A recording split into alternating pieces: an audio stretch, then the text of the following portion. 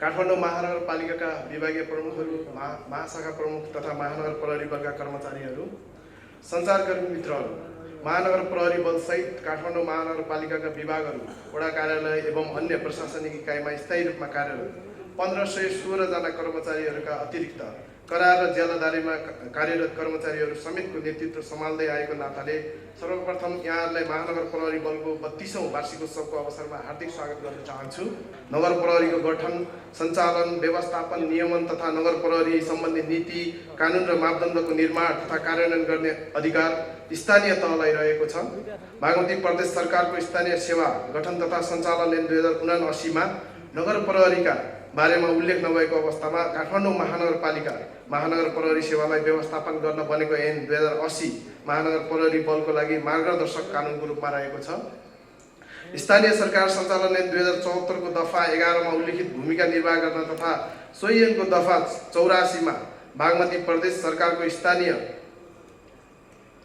सेवा गठन तथा सञ्चालन ऐन 2079 को दफा 27 मा तथा अन्य प्रचलित कानुन बमोजिम हामीले गर्नुपर्ने कार्य सम्पादन गर्न काठमाडौँ महानगरपालिकाद्वारा जारी कानुनको कार्यान्वयन गर्न नगर प्रमुखज्यू, उपप्रमुखज्यू र मेरो इजलासबाट भएको फैसला कार्यान्वयन गर्न अन्य कर्मचारीका अतिरिक्त महानगर प्रहरी बलका कर्मचारीहरूबाट पनि सदैव तदारुकताका साथ सहयोग पाएका छौँ। माथि उल्लेखित कानुनको अधीनमा रही सम्मानित अदालतहरूबाट भएको आदेशको समेत पालना गर्ने क्रममा महानगर प्रहरी बलले विविध प्रयासहरू गर्दै आएको छ। सडकपेटी अतिक्रमण तथा अनाधिकृत पार्किङ नियन्त्रण, फोहोर मैला व्यवस्थापन सघाउ, दृश्य प्रदूषण नियन्त्रण जस्ता कार्यमा महानगर प्रहरी बलले विशेष भूमिका निर्वाह गरेको छ। नियमनजन्य कार्यबाट राजस्व उठे पनि यो नकारात्मक सूचक भएकाले आगामी दिनमा चेतना अभिवृद्धिमा ध्यान दिनुपर्ने देखिन्छ। गत आर्थिक वर्षदेखि चालु आर्थिक वर्षको हालसम्मको अवधिमा विभिन्न स्थानमा गरी करिब 1 लाख वर्ग फिट भूमिगत पार्किङका लागि खाली गराइएको प्रतिवेदन हामीलाई प्राप्त भएको छ।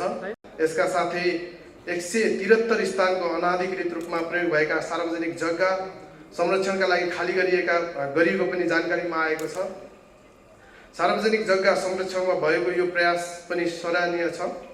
यसका अतिरिक्त अनाधिकृत संरचना हटाउने, अनाधिकृत निर्माण रोका गर्ने, विपद व्यवस्थापनमा उद्धार र राहतको कार्य गर्ने, अव्यवस्थित तार व्यवस्थापन, सडक तथा पेटीमा रहेका निर्माणजन्य सामग्री व्यवस्थापन, हरियाली प्रवर्धनका लागि वृक्षारोपण लगायतका कार्यहरू समेतका कार्यबाट शहरी सुव्यवस्था कायम गराउने कार्यमा सघाउ पुगेको हामीले महसुस गरेका छौँ। जनताको विकासप्रतिको उत्कट चाहना र शीघ्र परिवर्तनको अपेक्षामा ध्यान केन्द्रित गर्दै र उपलब्ध स्रोत तथा साधनको प्रचलित कानुनको पालना गर्दै अगाडि बढ्नु पर्ने भएकोले महानगरवासीका मागहरू तथा महानगरपालिकाका सवालहरू तत्काल सम्बोधन नभएको पनि हुन सक्छ। तथापि कतिपय सवालमा अन्तर्निका समन्वयको खाँचो पनि पर्दछ। कतिपय अवस्थामा महानगर प्रहरीको कार्यक्षेत्र दायराभन्दा बाहिर जान नसकिने स्थिति पनि देखा परेको अवस्था छ। यस 32औं महानगर प्रहरी दिवसका अध्यक्षज्यू, काठमाडौँ महानगर प्रमुख अतिथि तथा काठमाडौँ महानगरपालिकाका प्रमुखज्यू, ड्यासमा आसीन मान्यज्यू, नेपाली सेना, नेपाली प्रहरी, सशस्त्र प्रहरी बल नेपालका विशिष्ट अतिथिज्यू, प्रवक्ताज्यू, शहरी योजना आयोगका उपाध्यक्षज्यू लगायत उपस्थित सम्पूर्ण विशिष्ट अतिथिज्यू लगायत पत्रकार मित्रहरू, काठमाडौँ महानगरपालिकाका विभागीय प्रमुखहरू, महाशाखा प्रमुख तथा महानगर प्रहरी बलका कर्मचारीहरू, सञ्चारकर्मी मित्रहरू, महानगर प्रहरी बल सहित काठमाडौँ महानगरपालिकाका विभागहरू, वडा कार्यालय एवं अन्य प्रशासनिक इकाइमा स्थायी रूपमा कार्यरत 1516 जना कर्मचारीहरूका अतिरिक्त करा र जेलदारीमा कार्यरत कर्मचारीहरू समेतको नेतृत्व सम्हाल्दै आएको नाताले सर्वप्रथम यहाँहरूलाई महानगर प्रहरी बलको 32औं वार्षिकोत्सवको अवसरमा हार्दिक स्वागत गर्न चाहन्छु। स्थानीय सरकार सञ्चालन ऐन 2074 को दफा 11 को उपदफा 2 को खण्ड क मा उल्लेख भए अनुसार नगर प्रहरीको गठन, सञ्चालन, व्यवस्थापन, नियमन तथा नगर प्रहरी सम्बन्धी नीति, कानुन र मापदण्डको निर्माण तथा कार्यान्वयन गर्ने अधिकार स्थानीय तहलाई रहेको छ।